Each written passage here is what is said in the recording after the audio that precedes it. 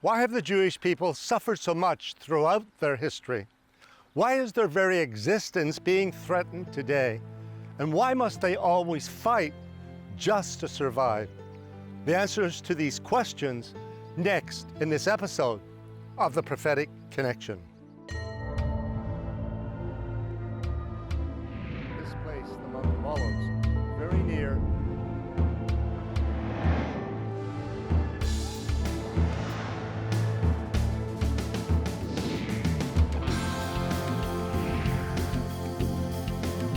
fulfilling the prophecy, waiting for the day when the Messiah will come.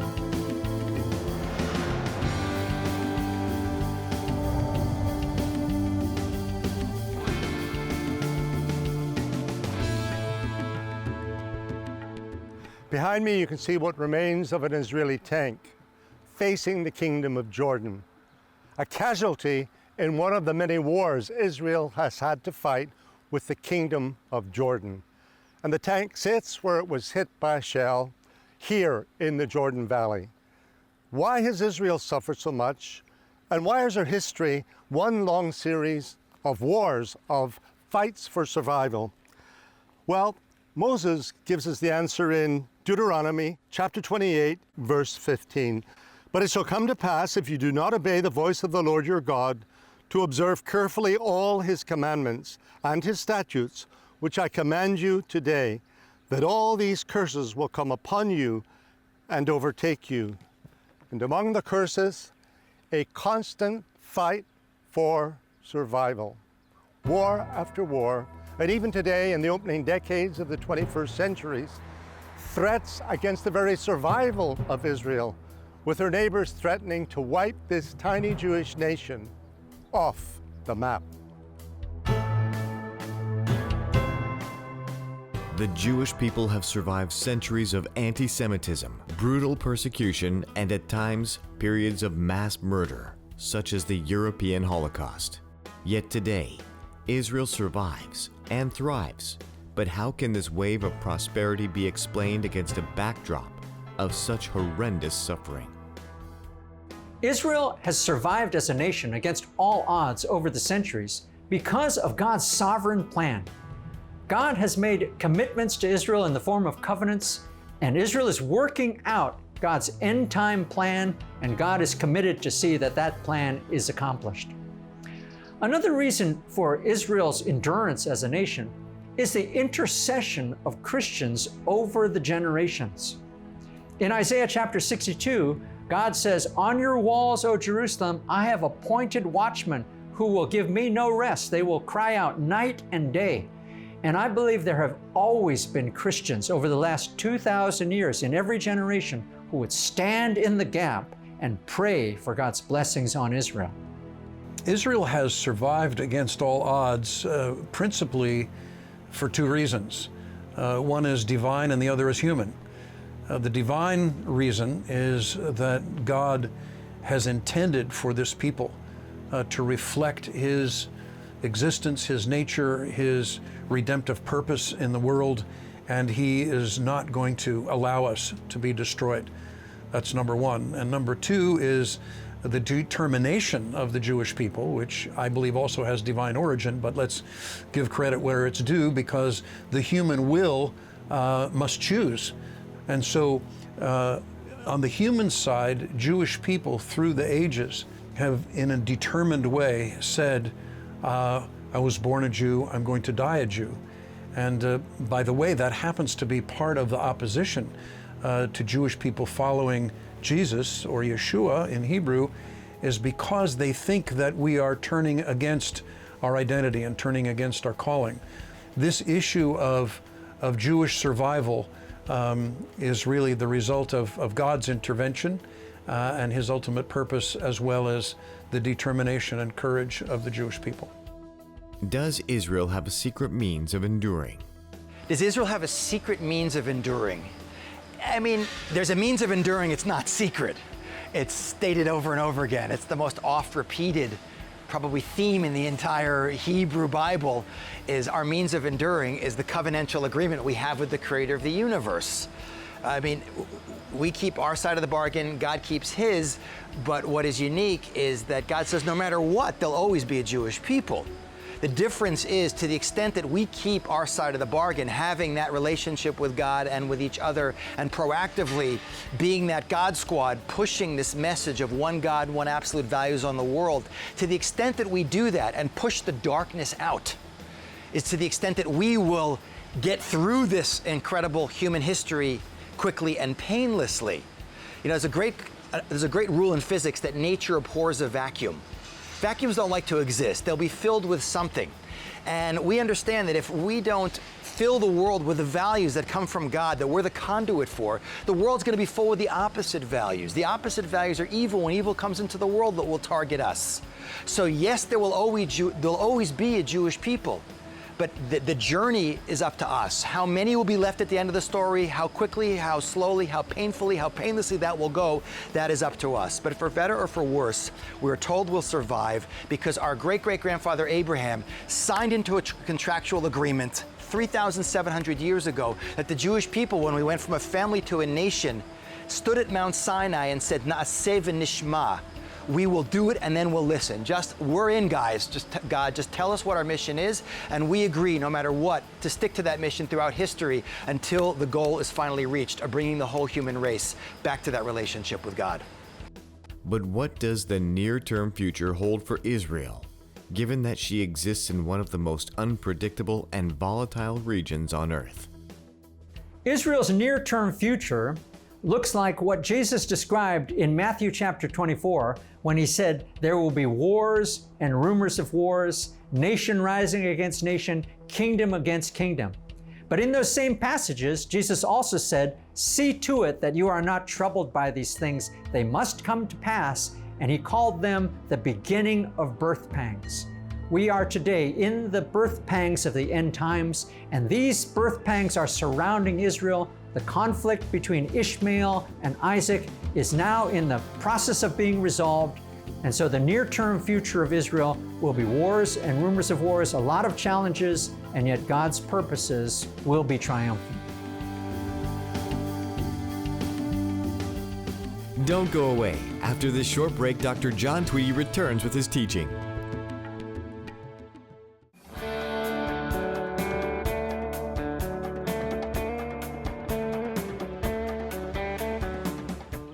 As we saw earlier in the introduction, Israel had a choice.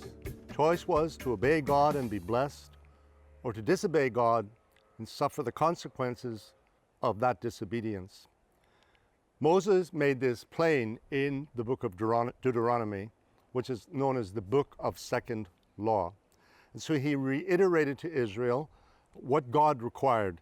And Deuteronomy chapter 28 opens with a whole list of blessings that would fall upon Israel if she walked in obedience with the Lord her God. But after the blessings are announced, then the consequences of sin and disobedience, and they're the opposite of what the blessings were. But let me just read the curses that would come upon Israel, and that's what they were, should they disobey the covenants and violate the ways of the Lord.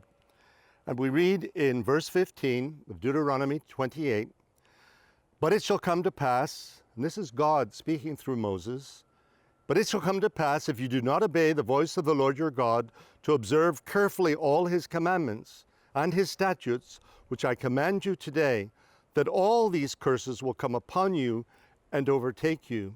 Curse in the sense that they come from God. "Cursed shall you be in the city, and cursed shall you be in the country. Cursed shall be your basket and your kneading bowl. Cursed shall be the fruit of your body, and the produce of your land, the increase of your cattle, and the offspring of your flocks. Cursed shall you be when you come in, and cursed shall you be when you go out. The Lord will send on you cursing, confusion, and rebuke in all that you set your hand to do, until you are destroyed, and until you perish quickly because of the wickedness of your doings, in which you have forsaken me. The Lord will make the plague cling to you until he has consumed you from the land which you are going to possess." So you be displaced out of the land, and this happened, there were two major dispersions. One in 586 BC at the hands of the Babylonian armies, and a second, in fact, an even worse dispersion that would last for nearly 2,000 years at the hands of the Roman armies that came and plundered Israel and destroyed Jerusalem, and with it the great temple. And then, of course, the Latin diaspora, which means dispersion into all nations, and a dispossession of the land for nearly 2,000 years. Then this, in verse 22, the Lord will strike you with consumption, with fever, with inflammation, with severe burning fever, with the sword, with scorching, and with mildew. They shall pursue you until you perish. I mean, very strong warnings to Israel. And your heavens which are over your head shall be bronze, and the earth which is under you shall be iron. The Lord will change the rain of your land to powder and dust. From the heaven it shall come down on you until you are destroyed. The Lord will cause you to be defeated before your enemies, and you shall go out one way against them and flee 7 ways before them. And you shall become troublesome to all the kingdoms of the earth. And we wonder today why Israel is maligned and anti-Semitism is so prevalent in our world today. And God's saying, I'm going to cause trouble between you and the nations where I send you. And then we read on and we go down to verse 45 and to 47. Moreover, all these curses shall come upon you and pursue and overtake you until you are destroyed, because you did not obey the voice of the Lord your God to keep his commandments and his statutes, which he commanded you. And they shall be upon you for a sign and a wonder, and on your descendants forever. And implicit in that verse, the mockery of the nations, saying of Israel, well, we thought you were the chosen people because you worship what you said was the one true God. And how is it that you have suffered so much? And of course, we know that this slander against Israel, well, God speaks of it in Ezekiel 36 when he talks about the restoration to Israel. And then he says, I haven't done it for your sakes, Israel, because you deserve everything the nations say about you, but I've done it for my name's sake. And then this verse 47, because you did not serve the Lord your God with joy and gladness of heart for the abundance of everything. In other words, all that I have done for you, everything I have given you, Israel. So quickly you forgot, and so quickly you turned from following me, and you turned to your own selfish and wicked ways. Now, I share those scriptures with you from the lips of Moses, speaking for God, to help us all better understand why Israel seems to have suffered so much. There are reasons for her suffering. The primary reason is disobedience, a violation of the covenants that God made with her and with no other nation on earth. A chosen, privileged people who should always have been thankful, but who so very often violated that covenant relationship and offended God. So this is how we explain in part, sadly, a history steeped in blood. I'm standing on the Golan Heights. Behind me, the Sea of Galilee, so I'm on the east shore of the Golan Heights. And north is in that direction, south the other way. And these Golan Heights were held by Syria from 1948 with the rebirth of Israel, which occurred actually 1878 years after they were dispersed from the land in AD 70 by the Romans. So it was nearly 2,000 years, a very long period of exile, which explains how we have Jews all over the world. And so the Syrians held on to the Golan Heights beyond 1948. In fact, they held them to 1967. In 1967, in 6 days of war, a war that Israel didn't seek but was forced to fight, Israel tripled her territory. Her armies crossed the Suez Canal, took all of the Sinai Peninsula. They captured the Gaza Strip The last phase of the Six-Day War, and we're only speaking of 6 days, the last phase was to capture the Golan Heights. But take a look at the vantage point the Syrians had. Anyone who holds the heights has an immediate advantage because they are more easy to defend and so much harder to attack.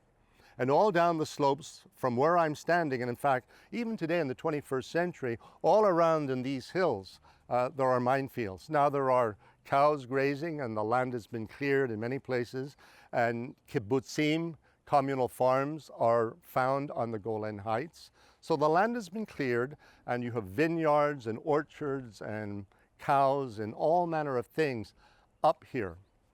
But to capture this and to make this dream a reality was paid for in blood. And as the Israeli soldiers climbed these heights against intense fire, they had to do it by crossing minefields. So it's a vantage point to explain the price in blood that Israel has paid for disobedience. But you can think of the Second World War, which isn't that long ago. And you can think of the 6 million Jewish men, women, and children who were systematically killed by the Nazis. And what an incredible price that was as well. And all down through history, disobedience led to catastrophe, and the curses of Deuteronomy 28 were realized in bloodshed. A succession of wars since 1948, and I could just list the major wars, but certainly the War of Independence to bring about the establishment of Israel, because when the first Prime Minister of modern Israel, David Ben-Gurion, announced that the new state bearing its old name, Israel, was born, the very next day, 5 Arab armies attacked Israel. And so the price began to be paid with the rebirth. 1956, the Suez Canal crisis, and once again, Israel was at war.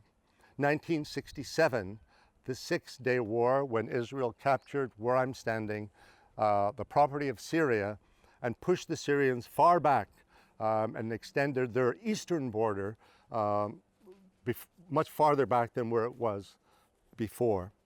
Well, the Syrians weren't happy about losing the Golan Heights. And in 1973, on Yom Kippur, the holiest day in the Jewish calendar, other than, we might say, the Sabbath, the weekly Sabbath, which is important as well. But on Yom Kippur, also known as the Day of Atonement, the whole nation was at rest. People were in their synagogues. This was before the era of cell phones and rapid communication. And the Syrians attacked on a 20-mile front with 2,000 tanks, and they overran the Golan Heights, and their tanks were actually overlooking the Sea of Galilee. And again, the price was paid in blood. It took Israel 3 days to get her armies together and have the units mobile. And the story is told, and I can't say if it's true, but I've heard this story more than once, that the commander of the Syrian forces felt that our attack was too successful, too quick, and too easy. There should have been greater resistance than we encountered. And he was old enough to remember that 6 years earlier in the Sinai, Israel surrounded the Egyptian Third Army with a pincer movement. They let them advance, and then they went round them on 2 sides and came in behind them and cut off their supply line from Egypt. And he remembered that. He perhaps even fought in those battles. So for whatever reason, the Syrian commander halted his attack. This gave the Israeli forces time to mobilize, counterattack, and then push the Syrians back off the Golan. Now, I used to have an Israeli guide. When he would explain these things to me, he would simply say, the finger of God. The unexplained things that make no sense in the natural realm, but for us as Christians, tell us that for all our failings, God shows up and is with us in times of strife and when we're at risk of losing everything. And then, of course, today, in the opening decades of the 21st century, the ongoing terrorist wars of attrition. And even as I stand here this morning, Iran is agitating in Syria, not very far from here. And you will hear here and there the sonic booms of Israeli jets going overhead, or the blast of artillery shells. We're close enough to Syria to hear these things when they occur. So let me put it this way, as we think of the suffering of Israel and her survival against all odds, a few points. First of all, it can be said that Israel's suffering is due in part to the fact that there are self-inflicted wounds because of disobedience or even wrong choices down through history. Secondly, they are and remain a chosen nation under God to reflect heaven's light, God's standards in the world in which we live. And here today they observe the weekly Sabbath and the other feasts of Israel. In fact, the Feast of Tabernacles, the last feast of the year, ended just the other day. And so they still honor God in that way. And because they are a chosen nation, Satan hates them. And that helps to explain anti-Semitism as well. They are hated because of their special relationship with God. And the nations who hate them probably don't even understand why they hate them. And I would say simply it is a spirit, a satanic spirit, that is bred in the nations in every generation. But it all leads to a very happy place. After all the suffering and why they will survive, and that is one day their Messiah, their promised Messiah, will come. And he will right what is wrong, and righteousness will reign in Israel. And Israel has God's guarantee of that very survival. But I'll explain more about that after this very short break.